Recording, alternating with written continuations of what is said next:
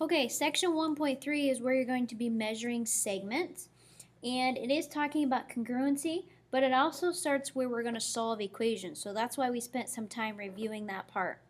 So this first part up here is just showing you the coordinates, and it's just wanting you to realize that if you have 2 points on a line, that it can create on a number line where those coordinates would be, and that would just be those numbers representing it.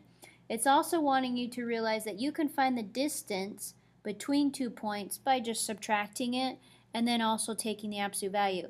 So this is something that you want to make sure that you are using quite often to find the distance, but really it's just something you would do in your head. So let's take a look at the first question.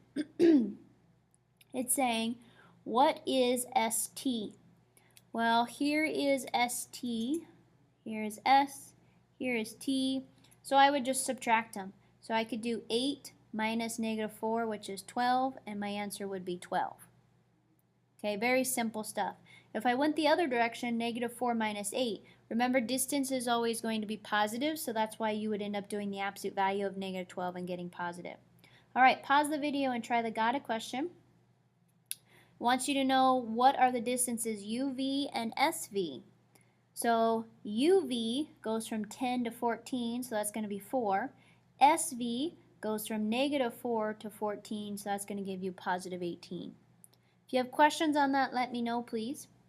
Postulate 1.6 is the segment addition postulate, and this is something that you'll continue to use even after today, so you'll want to keep it in the back of your mind, especially when we start doing proofs.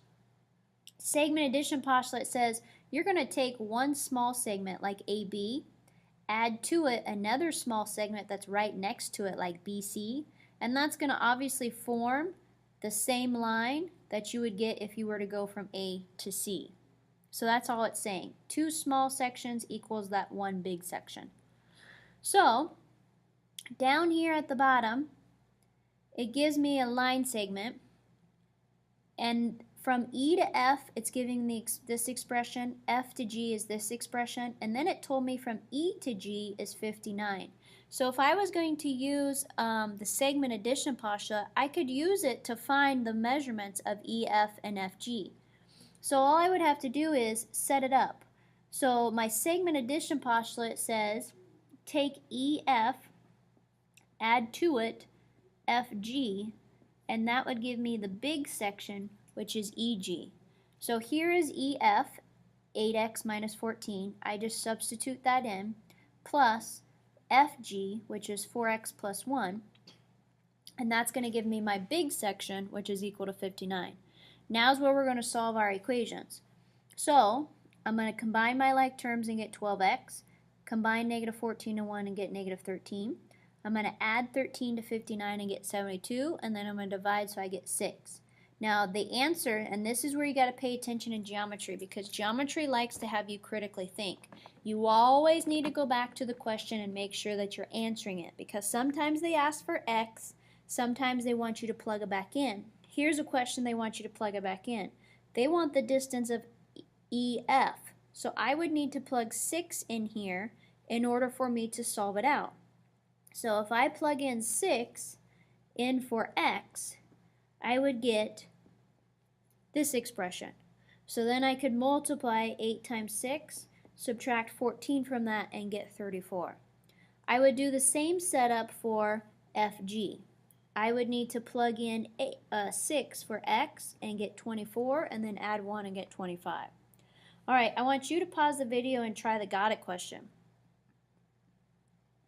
Okay, so here are my 2 expressions and then my total. So I would set it up JK plus KL equals the big one, JL. So in doing that, I substitute in my expressions. 4x plus 6 is JK, KL is the 7x plus 15, and then 120 was what JL is. So then I start solving. Combine my x's so I get 11x, combine my numbers and get 21. Then I'm going to subtract 21 over and get 99, and then divide and get 9. Now again, I go back and I check. They're not asking for x, so you would want to plug 9 into both of these expressions. When doing that, you should have found that JK is 42, and KL is 78.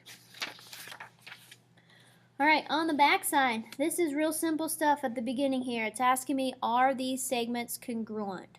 Well, what does congruent mean?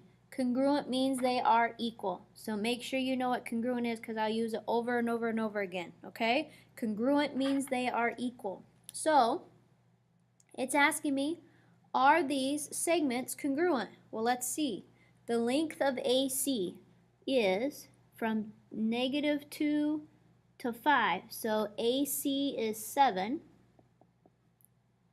And then it's asking me what's BD. Well, BD is from 3 to 10, which is also 7. In order for them to be congruent, they are equal, and they are, so my answer is yes. Pause the video and try the got it question. Alright, in the got it question, it says use the diagram above and see if AB is congruent to DE. AB turns out to be 5 because it goes from -2 to 3. DE is 4, going from 10 to 14. So no, they are not congruent because they don't have equivalent distances. Last piece.